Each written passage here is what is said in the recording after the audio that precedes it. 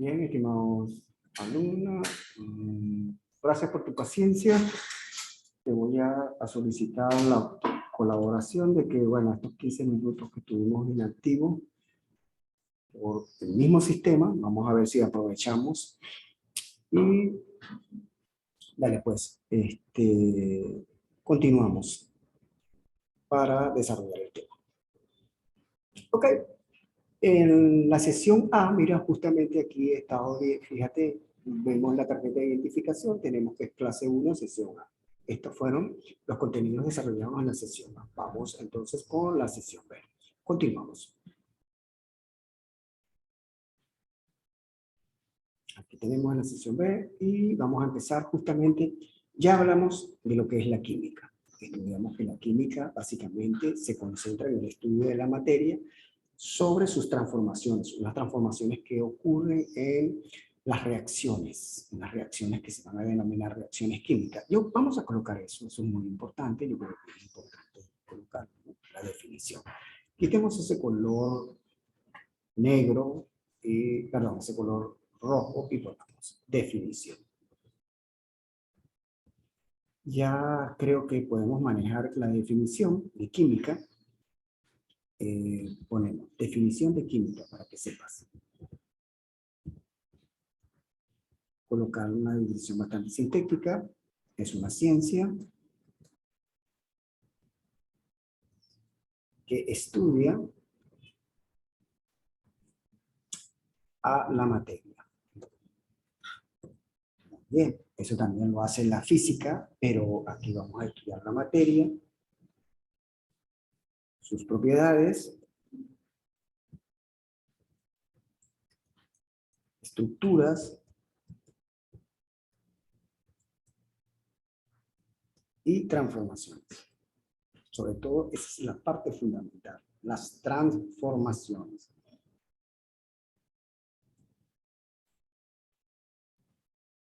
Pongamos acá mejor estructura, transformaciones y el I lo vamos a dejar aquí.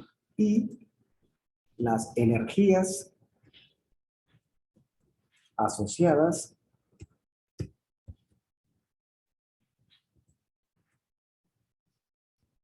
a esas transformaciones.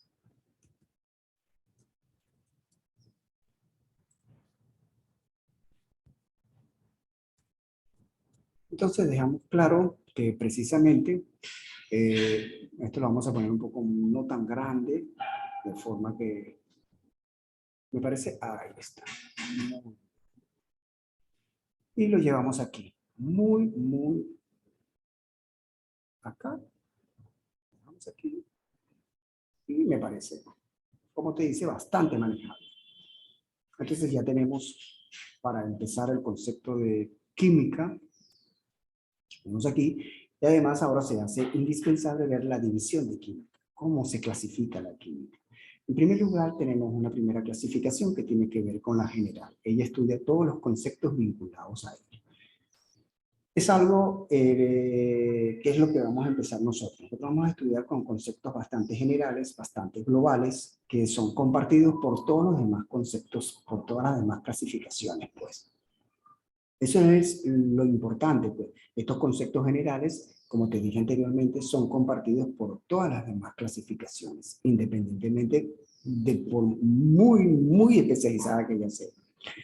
Porque evidentemente aquí tenemos una descripción que tenemos que la química puede ser descriptiva, en ese caso hablamos de química inorgánica y orgánica. La diferencia entre la química inorgánica y la orgánica que tiene que ver con la vinculación del carbono. Cuando yo estoy estudiando la materia que está constituida por carbono, entonces es química orgánica. Y aquella que no tenga nada que ver con el carbono, que sea la materia en su constitución no esté incluido el carbono, ese se llama la inorgánica. Claro que había algunas excepciones entre ellos, como el monóxido y dióxido de carbono. Ellas tienen carbono, bueno, están involucradas con el carbono, pero son inorgánicas, ¿lo viste? Entonces, la química orgánica en su constitución interna incluye el carbono. Eso es la diferencia distintiva entre la química orgánica y la inorgánica.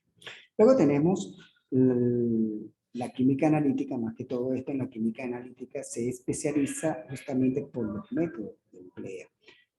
Hay métodos cualitativos y métodos que son cuantitativos. Generalmente los métodos cuantitativos son aquellos que se desarrollan principalmente en la vinculación del hecho que sea medible. Básicamente eso, del hecho que sea medible.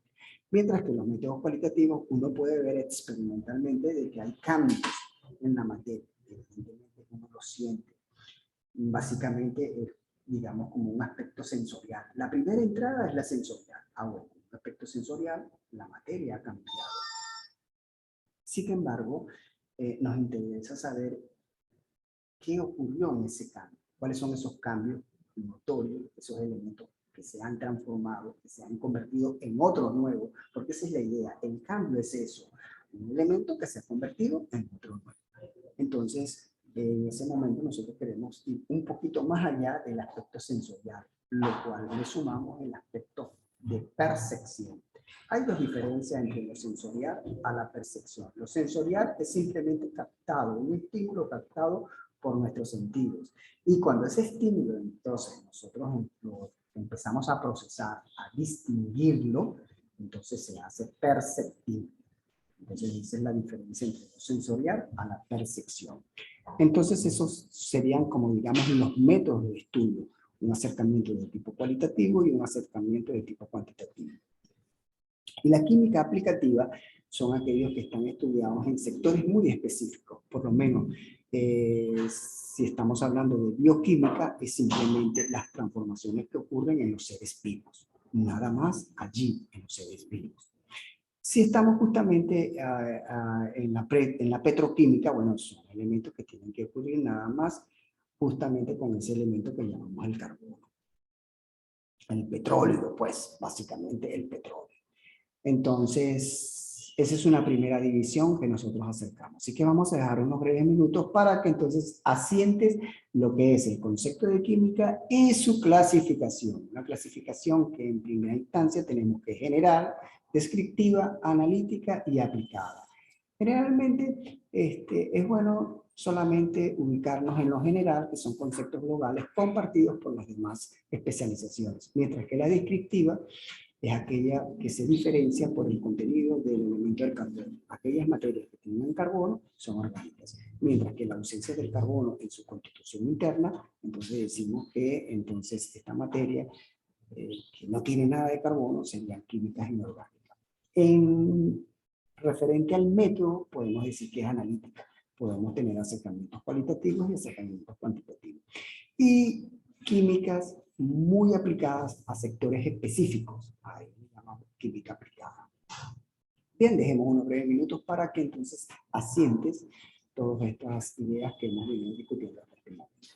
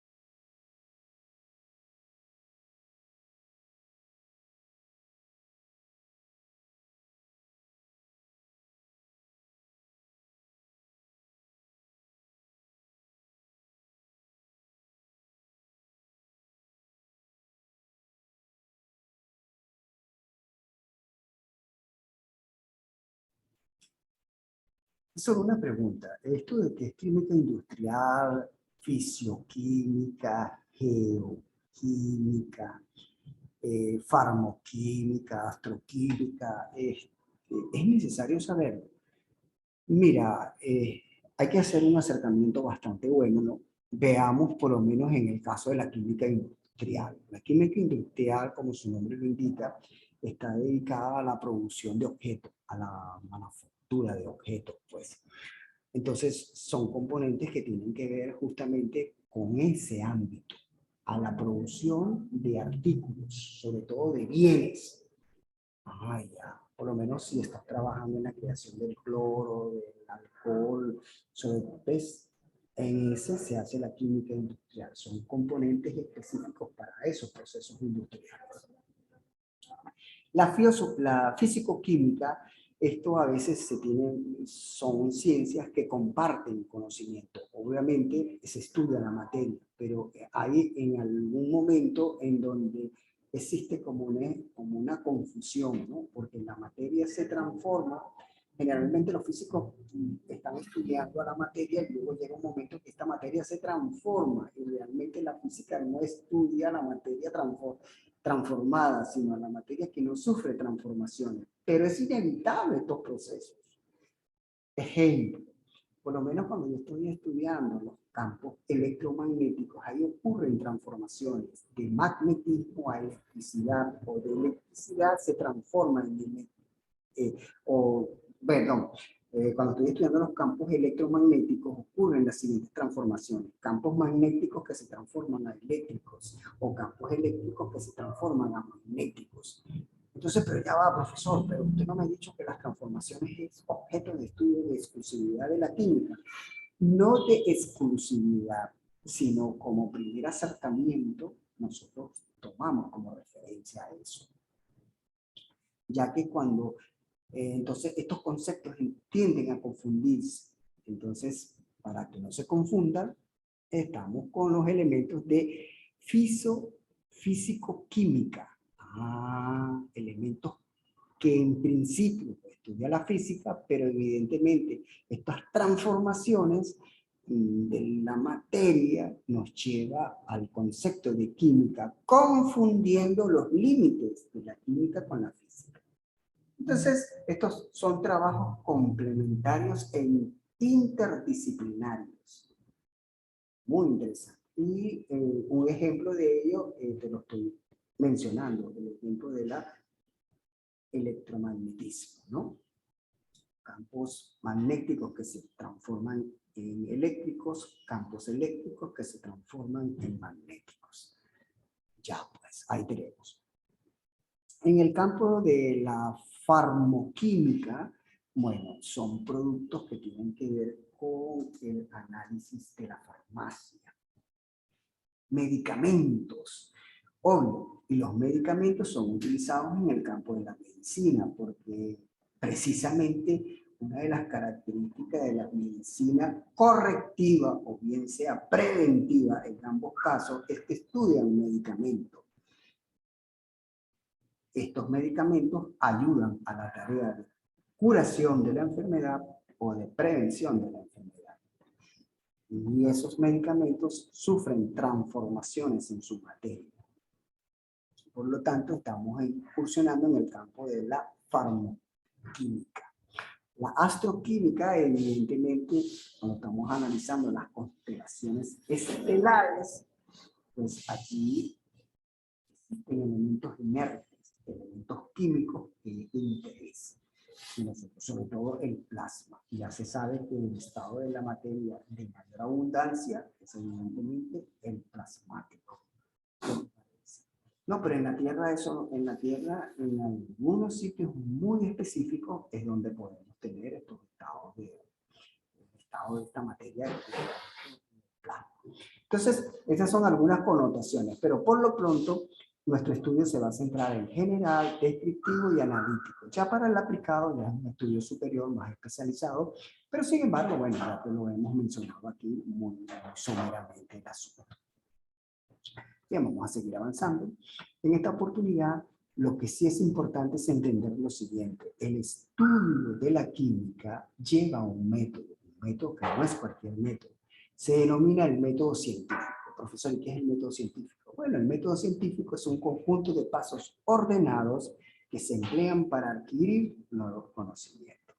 Recuerda que por eso que se llama ciencia. Yo empiezo a organizar, a categorizar, a jerarquizar procesos de organización. Estos procesos para adquirir nuevos conocimientos tienen que ser de forma controladas. Y de allí es que hay el distanciamiento entre un concepto vulgar y uno que es científico, porque este científico pues es eso, pues, queremos que sea sistematizado. Y la sistematización en ciencia no es más que pasos ordenados. Estos pasos ordenados están aquí, como podemos ver, arrancamos de un problema, ese problema tratamos de analizarlo y estudiarlo en su plenitud desde la observación con la cual conjeturamos una hipótesis. Una hipótesis no es más que una solución a ese fenómeno que estamos analizando. Pero eso, como te dije, va a la experimentación. Tengo yo que crear la experimentación y a ver si pongo en práctica la hipótesis. ¿Ves? Por ejemplo, yo puedo decir, ¿por qué ocurre el cambio de temperatura en el cuerpo humano? El cambio de temperatura del cuerpo humano se debe a las reacciones internas que ocurren en él, que se conoce con el nombre de metabolismo. Lo estudio, esa es mi hipótesis, lo estudio experimentalmente cuando en efecto descubro que sí, que el metabolismo, este proceso de metabolismo, de reacciones químicas, conducen a un proceso de dispersar el calor, y ese calor que se libera, pues ese es el que mantiene, digamos, la esencia de la vida en los seres humanos.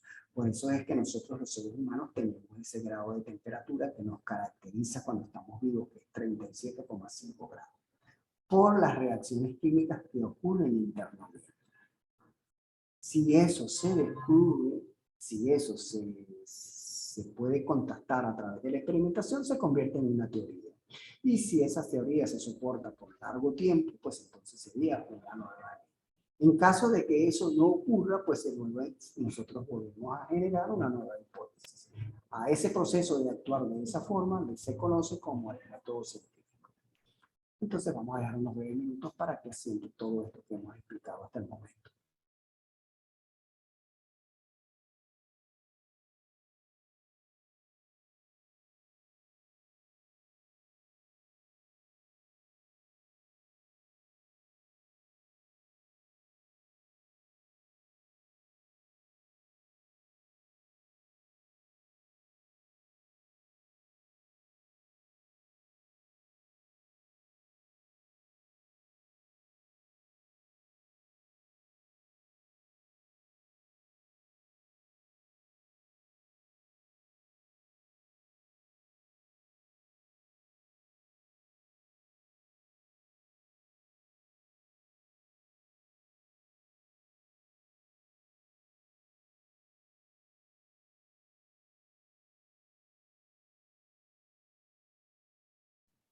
Bien, es bueno que vayas entendiendo hasta estas alturas de que la química es una ciencia, tiene su objeto de estudio que es la materia, sobre todo la materia que sufre transformaciones a través de reacciones, y además no es, en virtud de esas transformaciones queremos estudiar sus estructuras, sus propiedades y además la energía asociada a esas transformaciones. Aparte de eso, tiene un método, que es el método científico para el estudio, para la adquisición de nuevos conocimientos. Aparte de eso, fíjate que todo el estudio se habla de la materia. Entonces, ahí sería bueno decirnos nosotros, bueno, ¿qué es la materia? Estamos hablando de la materia en sí. Y me dice que la materia en algunas ocasiones se comporta como cuerpo. Muy bien, vamos a explicar eso. Para empezar, te quiero indicar lo siguiente. La materia es todo aquello que existe en el universo. Eso es lo principal. Segundo, es perceptible a los sentidos. Puede ser captada por ellos. Tercero, existe independientemente de los sentidos. Aun cuando uno la vea, eso no significa que la materia no exista. Ella existe, es independiente justamente a la conciencia de nuestra comprensión. Ella existe porque existe. Ese es el principio que nosotros hacemos desde el método científico. Además, esta materia está en constante transformación. Más adelante vamos a ver algunas posiciones, sobre todo la del químico francés Lavoisier, donde indica la materia ni se crea ni se destruye, simplemente se transforma. Muy importante esa posición que hace Lavoisier, considerado como el padre de la química. En su momento, Lavoisier es francés, lo vamos a estudiar de todo. Entonces, la materia es algo que ocupa un espacio. ¿Ves? Eso es muy importante. Tiene volumen, que puede ser perceptible. Sin embargo, ese es un tipo de materia. Es un tipo de materia que le decimos condensada. Cuando la materia está condensada, está concentrada en un cuerpo. Por lo tanto, tiene masa y tiene volumen. Pero sin embargo, hay otro tipo de materia, que eso es lo que hace la confusión entre física y química, que cuando la materia se encuentra dispersa, se encuentra en términos de campo. Decimos que está en términos de campo. Entonces uno dice, pero bueno, ¿cómo sabes tú que la materia existe si no la puedes ver, no está concentrada ni masa y volumen? Bueno, pero podemos ver una de sus manifestaciones, que es la energía. Usted no puede negar de que las ondas electromagnéticas existen. Gracias a las ondas electromagnéticas se está dando lugar a esta clase. Esta clase virtual es gracias a esas ondas electromagnéticas.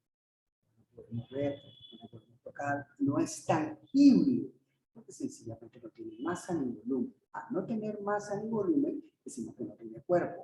Entonces la materia se nos presenta en forma de partícula, como campo, y podemos apreciarla por sus manifestaciones de energía. Entonces, cuando la materia se aprecia a través de sus manifestaciones de energía, la materia está dispersa, y se estudia en forma de campo. ¿Y qué es un campo? Un conjunto de partículas. Pero la materia puede estar condensada en un cuerpo, cuya masa y volumen se concentran precisamente en el cuerpo. De manera que aquí ya puedes ver, la materia puede ser condensada o dispersa. Así que vamos a dejar unos breves minutos para que copies esto, que es muy, muy importante. Sobre todo la distinción de materia condensada y dispersada. Claro que en este primer acercamiento a la química, nosotros lo vamos a hacer a través de una materia que está condensada. Está condensada en un cuerpo. Por lo tanto, se concentra en masa y volumen. Muy, muy importante. Recuerda que ese es el primer acercamiento que vamos a hacer nosotros en este estudio. Así que vamos a dejar unos breves minutos para que copies todos los conceptos de estas láminas que, por demás de ser interesantes, son esenciales para poder entender química de aquí en adelante. Ya pues. Otro punto que ya lo hemos discutido al inicio de la clase es lo siguiente. Por favor, cuando estemos explicando, yo me voy a guiar por mi cursor, claro, y te vamos a rogar, bueno, más que rogarte, vamos a pedirte encarecidamente de que cuando estemos explicando, por favor, estés atento a las fuerzas de las palabras, a los significados de las palabras, de las significaciones, de las cosas, ¿no? Para que puedas comprender. Una vez terminada la explicación, pues entonces te vamos a dar un tiempo prudente para que hagas tu transcripción a tu cuaderno, porque el portafolio es un objeto de evaluación en esta asignatura. Pero queremos que copies, que hagas una transcripción comprensible. A eso le llamamos una transcripción inteligente. Pero tampoco queremos que se vaya acumulando el trabajo, sino por eso es que entonces, para no distraerte, suspendo el audio de mi voz y te damos un tiempo para que hagas tu transcripción inteligente. En esa línea de pensamiento no te voy a seguir distrayendo, así que me voy a quedar calladito para que transcribas todo el contenido que se ha explicado en esta lámina. Ya pues.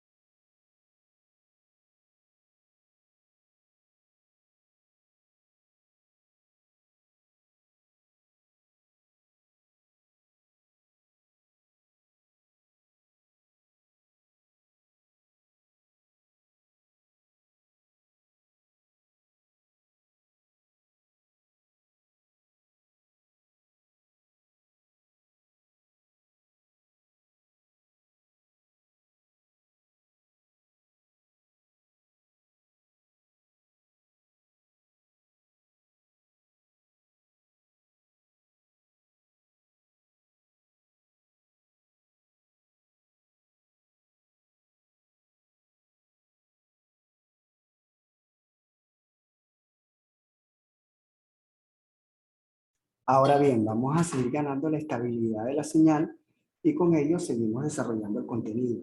Recuerda que si no pudiste copiar, te quedaron inconcluso algunas transcripciones, tienes el recurso del video, ¿oíste?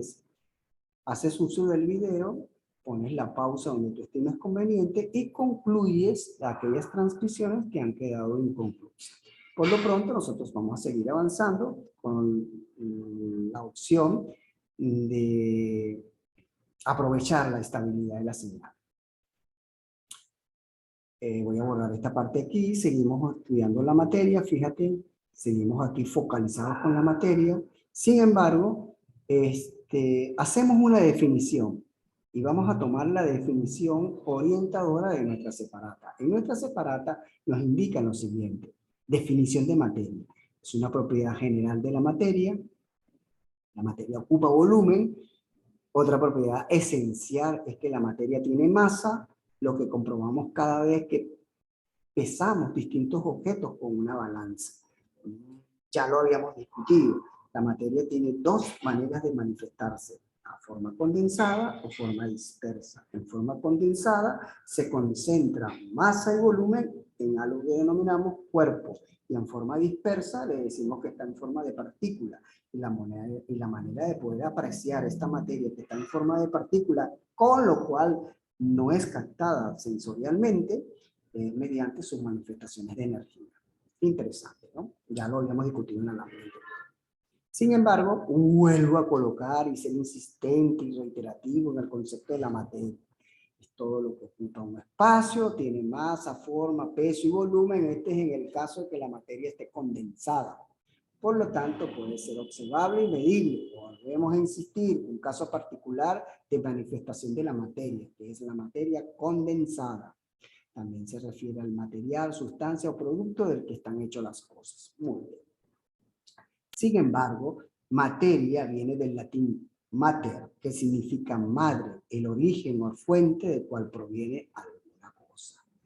Bien, entonces dejemos unos breves minutos para que asientes en tu cuaderno todas estas consideraciones que ayudan a despejar en el concepto de materia.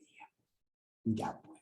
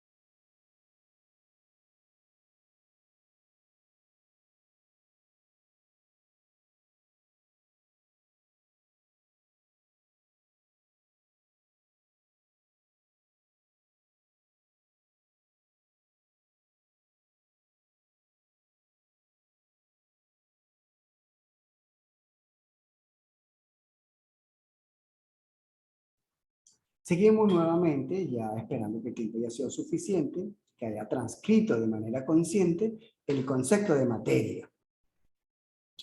Ahora sí,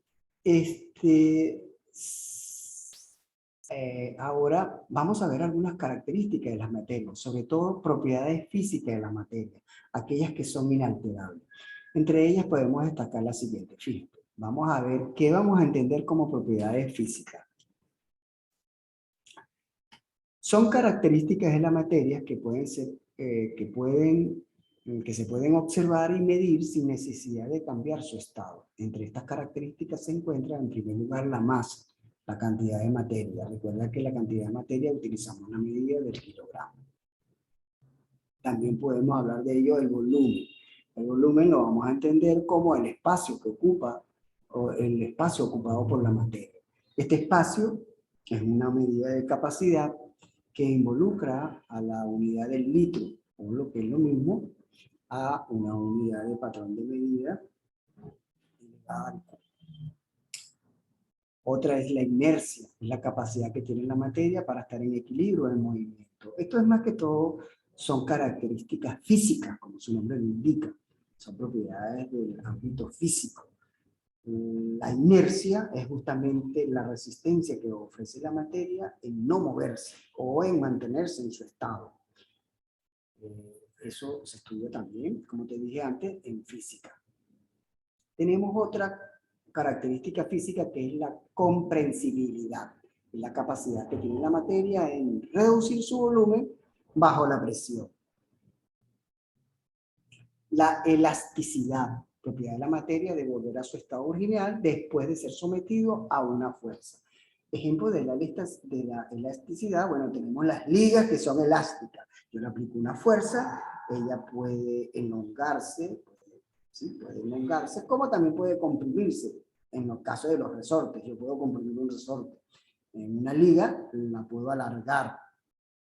En ambos casos, bien la comprima o la alargue, una vez determinada la fuerza con la cual estoy aplicando, tiende el cuerpo a ir a su estado original. A eso se llama elasticidad.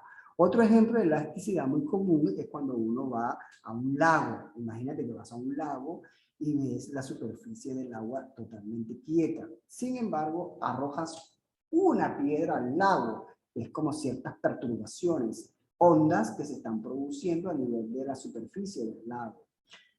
Una vez que el impacto de la piedra haya pasado, se haya anulado, pues entonces el lago vuelve a su estado de quietud.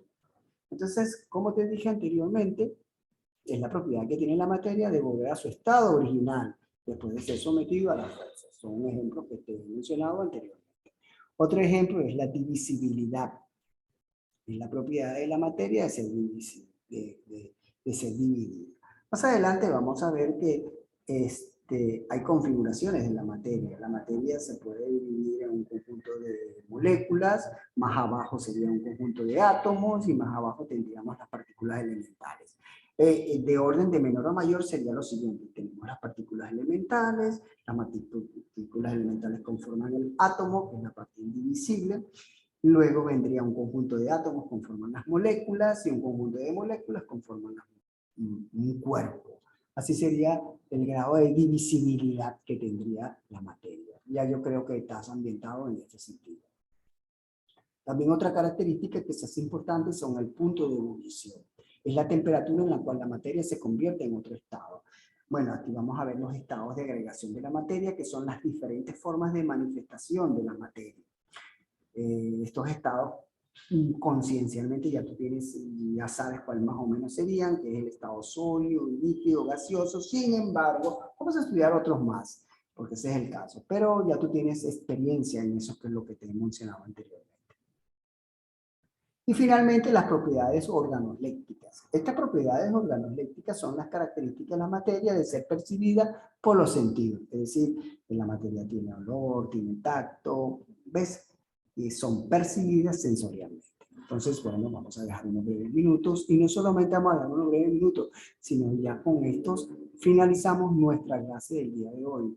Porque lo que quedan son apenas 3 minutos para la finalización, para tener el corte, la introducción, y con ello le damos el término de la clase. Y nos podamos encontrar la próxima semana. De modo, para no ir acumulando el trabajo, es muy esencial esto, no vayas acumulando tu trabajo. Invierte el tiempo que resta para que hagas tu transcripción a tu cuaderno. Finalizado el tiempo, porque ya eso es inevitable, la plataforma va a hacer el corte automático del tiempo que tenemos. ¿Cuál es el tiempo? Las sesiones de 40 minutos. Finalizado ese tiempo, bueno, se interrumpe la clase y con ello damos el término de la misma. Te recuerdo que nos vamos a encontrar la próxima semana, el día jueves. Hasta entonces, y continuamos entonces estudiando este tema interesante que se denomina la materia y que es el tema esencial para comprender a química.